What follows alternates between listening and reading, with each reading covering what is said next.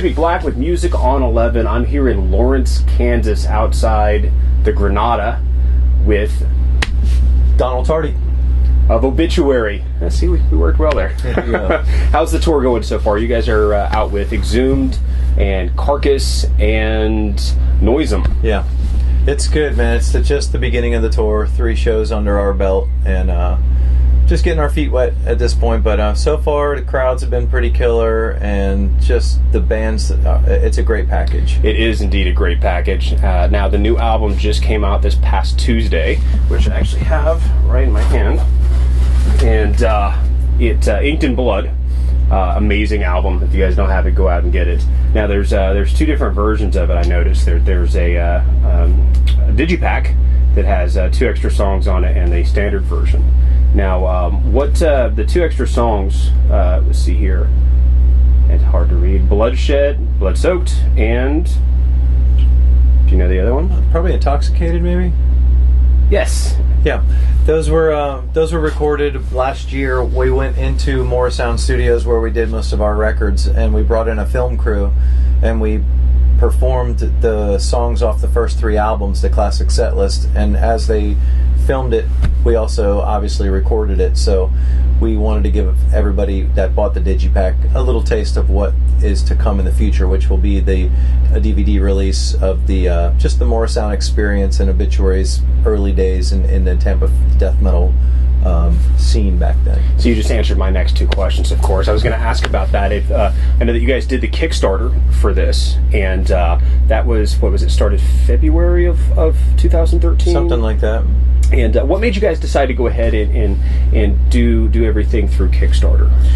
Well, times have changed, and there's no question that albums don't sell like they used to. Mm-hmm. So it's tough for a band like Obituary, who's been established for so long, to just sign a typical contract to a typical record label and have no future with what that release is. Yeah. So instead, we knew that if we were successful at crowdfunded, we can record the album ourselves, and that was the initial plan, was to raise just enough just to get the songs recorded.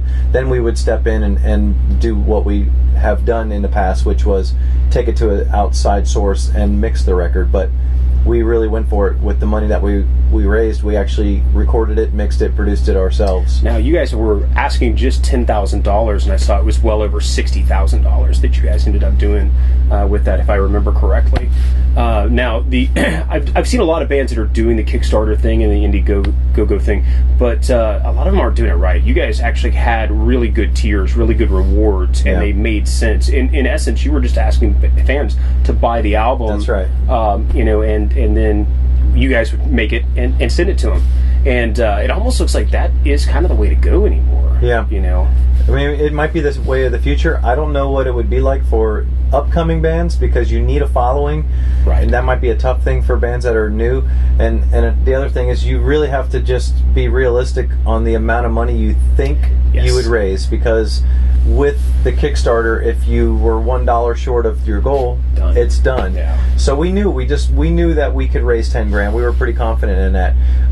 To raise the amount of money with the 925 people that were a part of it was incredible. It goes to show the depth of just the worship that those people are waiting for with this record, and just the want to be a part of something besides just buying a record. And that's a good thing too. I mean, when you have incentives that you can't get anywhere else, I mean, it's easy to walk into a CD store or go download an album, but to actually say, I was part of that. I know Chimera did that with their last album, and they had a certain tiers that you couldn't just go get anywhere else, and those were only for those fans that went onto the I guess it was Indiegogo that they used. Yeah. And again, it seems to be successful. It seems to be something that's working for people. Yeah, it was quite the experience for the band during the campaign, but then the reality of having to fulfill those orders and pack those orders on our own. It's we did, the 5 band members were literally just bagging and tagging. Did you get the wives and girlfriends and whatnot involved? It was just the band members, and it was almost undoable, because it was such a successful campaign, and we didn't know any better. So we had so many tiers and so many different varieties that when we were done with it, the logistics of it, of getting it shipped, and the amount of people, of fans around the world, it was something I don't want to do again. we learned our lesson this time. We just know this time. Next time you got to make it more. You got to make it more basic. You got to make it just as interesting for the fans, and they need to get something cool through that campaign only. Right. But it can't almost kill band members, which it did. I mean, our lives were just consumed inside the studio, bagging and trying to get it shipped out in time. But you guys did. You guys were able to get it done. That's great. Now, this is your first album through Relapse, correct? Yeah. How's everything going with that so far? They're awesome. We could not be happier with those dudes. You know, they saw what we did with the Kickstarter program. They saw that we are very, very self-sufficient band. We tracked the record ourselves, but we also mixed the album ourselves and we produced it. So we had final product in our hand, and they knew we just simply needed to get their engine to produce it, to press it, and to get the marketing campaign out, which they did a phenomenal job, I think, to make sure that the world knew that the album was coming out. And we're super happy right now with the just the way they really stepped up and creatively with many cool ideas, just get this album out there and make people excited to buy a record. You know, one of the things that I see we're kind of going back to in heavy music is packaging. It was missing there for a little while because of people being frustrated. People were just downloading stuff. It's like, why do we need even bother hiring an artist? Why do we need conceptual, direction? And just put it in a jewel case and get it out there. And this album, I mean, the artwork is I expected nothing less than this, and I was very impressed. And it's embossed. It's actually nice and raised. Whose idea was the art? The art came from our ideas in our minds, the band members, and of our German artist who's done the majority of the Obituary albums is Andreas Marshall.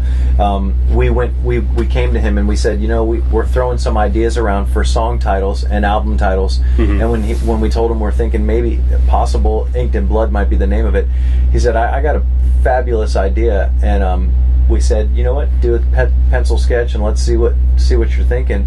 And at first we saw it and like a couple of us loved it, a couple of us were like, I don't know, it's almost not Obituary enough, or it might be too much. But when Andreas he's such a great artist, when he says, man, I got a great idea, you got to let him go with it.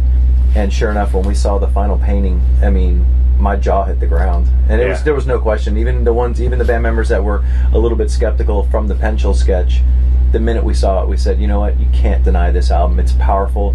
It's people have an opinion, whether it's good, bad, or ugly. They have an opinion with that record, and I think that shows the power of that album cover. Now, I haven't seen any reviews online. A lot of times it's where I say, oh yeah, the album's getting good reviews, but I haven't had a chance. It's brand new. How has the feedback been with the fans? We're stoked, man. I mean, the fans are loving the record. They love the couple singles that came out, but of course they're just wanting more. And now that it's in their hands, all their posts, all their comments that we read, it seems very positive. They seem super happy with just the whole idea, the songwriting, the amount of songs. It's a monster album with 12 of them plus the 2 on the digipack. Oh, definitely. I think the production. The first single, was it Violence, I believe, came out? The first one, I think, was Visions in My Head. Okay. And then Violence came out after that as for the second single. Okay. Yeah. Violence is actually the first one that I ended up hearing, and I was really super stoked to hear it. Yeah, I thought it was great. It's classic Obituary. It's got that gallop like Slowly We Rot. The song Slowly We Rot has the same kind of gallop. So it's, we don't try to reinvent the wheel with music. Obituary's got that style, and we're happy with that, and I think our fans look to that when they buy a record. So we would never mess with that chemistry of that, and we're very comfortable in that pocket of mid-tempo, groovy, meat and potatoes kind of metal. Yeah, and you guys have been around. I mean, it's almost 30 years now, isn't it? Yeah, since '84. It's kind of hard to believe. And I grew up in Jersey and was in New York during the early '90s. And got to see you guys play there, and got to see pretty much anybody that was on Roadrunner Records at that point. I guess anybody that Monty signed. Yeah. And it was much different than, like, the heaviest thing at that point I knew was Slayer.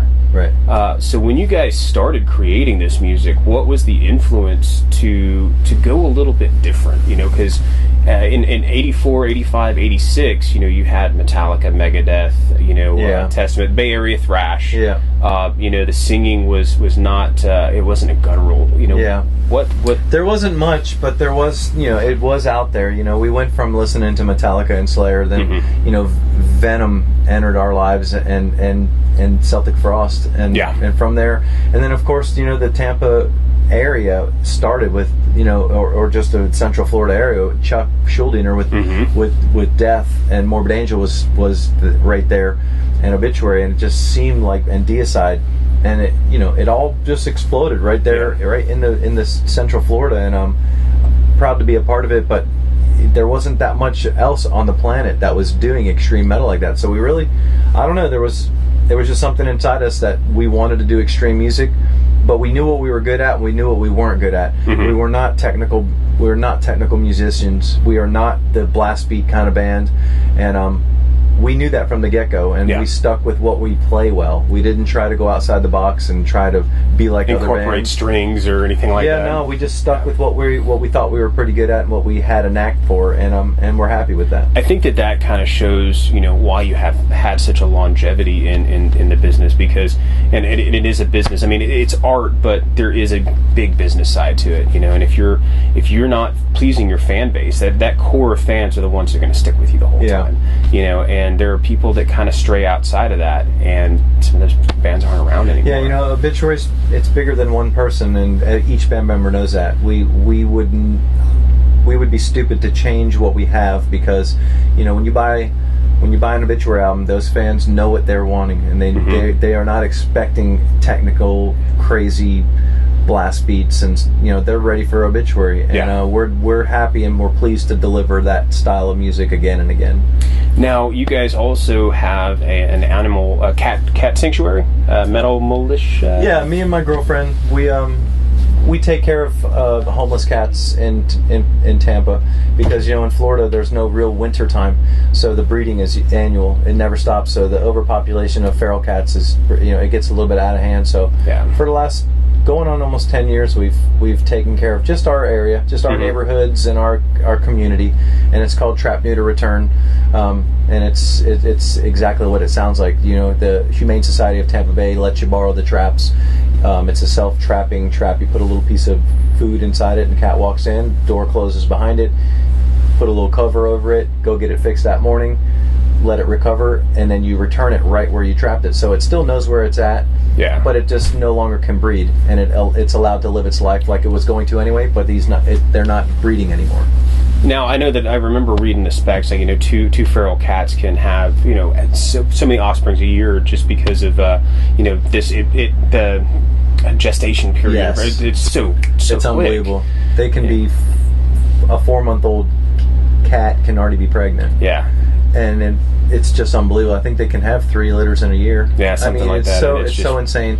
So, you know, we just started because we got tired of seeing, you know, homeless animals, cats getting hit by cars. I just got tired of it. I got tired of seeing little kittens just for no reason being born out behind dumpsters and apartment complexes and stuff. So we started doing it, just, you know, it right in our backyard, and it turned into my neighbor's backyard, and it turned into my community, and just, you know, we're passionate about what we do because we see that it makes a difference. How do people get more information about that? Where would they go?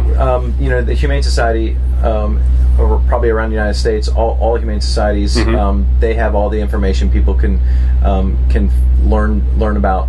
And on the Obituary website, there's a part that says there's somewhere on there that says help cats. Yeah. And that'll lead you to just learning about what you can do. And we always encourage people, just, you know, don't think you have to take on like what me and Heather do, which is you know, we're doing 25 colonies, close to 200 cats that we care for, that have all been trapped, neutered, vaccinated, and returned. Yeah. And then we care for them, so we provide them with food and fresh water every night before the sun goes down. So you guys have like a halfway house for cats? No, they go right back. It's a trap, neuter, return. So we put them right back where they were trapped. All the young ones, anything that's 2 months and younger, we get them off off the streets. We'll bring them home. We'll put them in one of our bathrooms and socialize them if they're friendly. Yeah. The adults adults go, but the children, it's more like an orphanage than a halfway house. That's it. And the rest of them, they're still living their lives outside, but they got their vaccinations and they get and they're not breeding anymore. That's great. That's that's a great thing that you're doing for the community. I know that there's been other outspoken I know Skeleton Witch, those guys did some work with one of the animal shelters, but it's nice to hear